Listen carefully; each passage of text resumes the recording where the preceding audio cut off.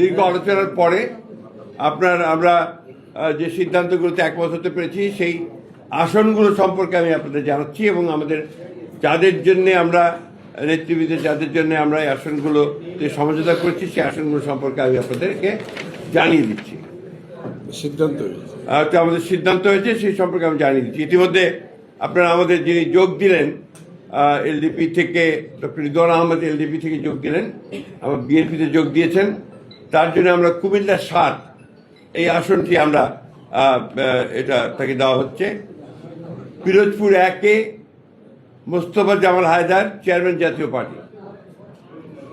Narail ২ doctor Fariduzzaman Farad, chairman NPP. Jessore ৫ Mufti Rashid Bin Wakkas, Islami Oikya জোট।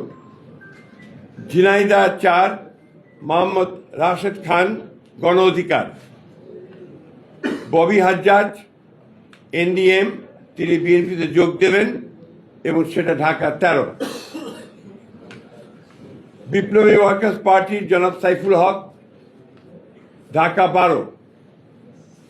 মাহমুদুর রহমান মান্না, বগুড়া ২ নাগরিক ঐক্য।